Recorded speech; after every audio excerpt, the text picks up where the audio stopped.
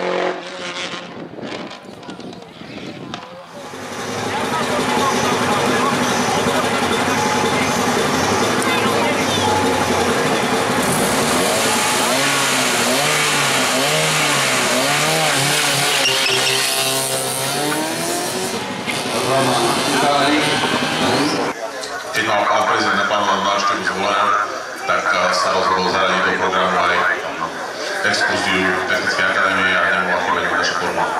Zmestil sa tam? Zmestil, dokonca ho nebolo treba ani prehovárať, je to naozaj príjemný človek.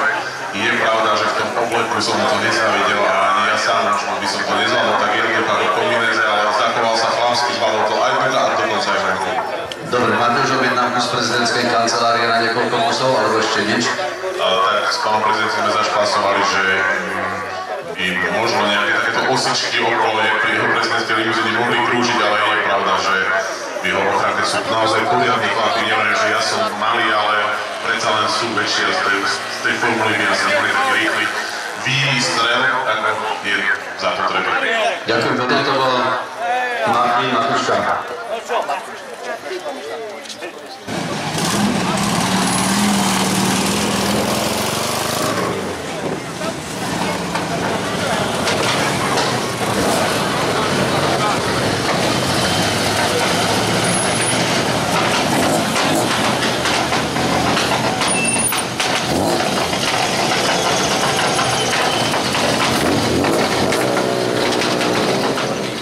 Podnik, ktorý sa išiel na Slovensku v rámci MSR, PAV MSR. No čo dodať, v podstate všetko nám vyšlo. Vyšlo nám počasie, vyšla nám krásna nálada, vyšlo nám, myslím, teoreticky všetko, na čo sme sa pozreli. Diváci si určite prišli na svoje, pretože jazdci ukázali, čo vedia, ukázali tú svoju techniku, ukázali svoje majstrovstvo, pobavili divákov. Mali sme tam vsunuté také vložky, boli tam driftéri, ktorí naozaj ukázali, je to veľké umenie, ten drift. Samozrejme, tí, ktorí boli najrýchlejší, bola tu špička, tak tí zase ukážu to, čo je v nich, tá rýchlosť. Ale šport je taký, že treba aj to, aj to, aj to. No čo mám ešte povedať, ja som spokojný, pretože nestala sa nám žiadna nehoda, žiadna vážna nehoda, žiadna vážna udalosť. Jedna maličkosť, ktorá nejako neovplyvnila priebeh pretekov. Samozrejme, pretekom patria aj také veci, že sa nám pokazí motor, vytečie nám olej, to sa nám stalo, bola to konkrétna sprevodovka, ale my sme na to pripravení. Ako organizátor musíme počítať so všetkým, musíme to vedieť okamžite odstrániť, aby pretek mohol nerušene pokračovať. To je takmer rodinná atmosféra. Rodinná, pretože nie je nás zase až tak veľa, už sa naozaj poznáme aj po mene a poznáme sa jednoducho veľmi zblízka. To včera bolo, že rodinná atmosféra. Dneska by som to mohol prirovnať ešte lepšie, tá rodina sa spoznala, stmelila. Aj tí jazdci medzi sebou sú veľmi družní, kamarátsky, živšia si. Proste nebolo čo vyčítať. Ďaleka som z Prievidze, ale stretol som tu dobrých ľudí, chápavých ľudí, vychádzajú mi všetci v ústrety a viete, už keď to človek robí tretí, štvrtýkrát, už to potom ide skoro samé. Čiže nebol by problém po tejto stránke, a keď teda zdravie mi, ja som starý človek už, a keď mi zdravie bude slúžiť, a teda tak sa budem snažiť robiť aj darov. No, je to také predbežné zatiaľ, ale tak mám to na pamäti a neurobím niekde inde, pretek urobím tu. Serpentínov je za nami, poháre sú rozdané a mi neostáva nič iné ako poďakovať. V prvom rade to bude asi generálny riaditeľ, kde sa tu skrýva, a jeho organizačný tím, ktorí sa aj tohto roku odhodlali k usporiadaniu tohto krásneho podujatia a taktiež ho aj úspešne usporiadali. Ďalej musím poďakovať pretekárom, ktorí sa postarali o všetok adrenalín. Všetci im želáme, aby nazbierali čo najviac bodov v ďalších podujatiach tejto sezóny a aby vždy úspešne došli do cieľa. Nemôžeme zabudnúť ani na sponzorov, bez ktorých by to bolo tiež ťažké. A úplne nakoniec musím poďakovať vám, všetkým divákom, za vašu disciplinovanosť, vďaka ktorej to prebehlo bez nejakých problémov a taktiež za to, ako ste vytvorili kulisu. Takže dúfam, že ste tak spokojní ako ja. Strávili sme krásny víkend a verím, že sa čoskoro stretneme. Takže do skorého videnia.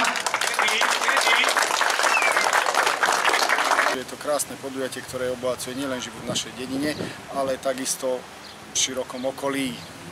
Určite by som uvítal iniciatívu, keby sme túto tradíciu dodržali a naďalej by sa tieto preteky organizovali.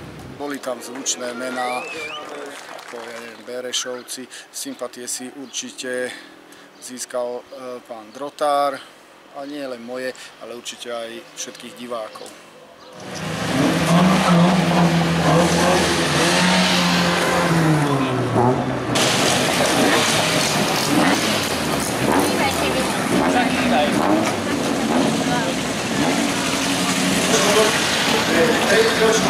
začal takým športovým tempom aj s fotbalom, kým sme pripravili auta a no v sobotu už sa to ako zlepšilo a bol dobrý čas, takže s autom boli problémy akorát piatom, nechcel naštartovať, ale potom sme to urobili a v sobotu sa to už vyštartovalo a už sa to zlepšovalo a dobrá trať bola, dobrá atmosféra, takže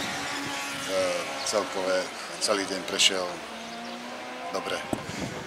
Takže prvé miesto je prvé, ale to už sme chceli aj kus lepšie sa dať niekde do polovice štartujúcich, ale no, už sa išlo len tak, jasné, na prvé miesto v kategórii kubatúre. V roku 87, momentálne je to nezmar, ide to stále, bez poruchy. Je to umenie s týmto jazdiť a nie zo Subaru alebo z Mitsubishi alebo s nejakým veľkým nadúpaným autom, ktoré je jasné, že to sa dá vyhrať. Atmosféra na trati bola fantastická, lebo bolo plno divákov. Včera bolo viacej ako dneska, ale fakt je toľko divákov, ktorí fandia. A jazdilo sa dobre, ani horúco, ani zima, ani takto. A jednoducho, no, 2 poháre sú a hotovo. A započítajú do slovenského kopcového pohára 50 bodov, takže spokojnosť je. A potom zase o 2 týždne je Dolná Strhová rally show, to je MRC rally, čo chodíme, to je celková súťaž, celoročná mini rally, takže tam ideme, tam bude asi najlepšie preteky MRC na Slovensku, čo teraz chystajú moji priatelia. Takže tam potom 14. júna a ďalej to pokračuje zase kolotočom, cirkusom, každé 2 týždne niečo. Bude rally alebo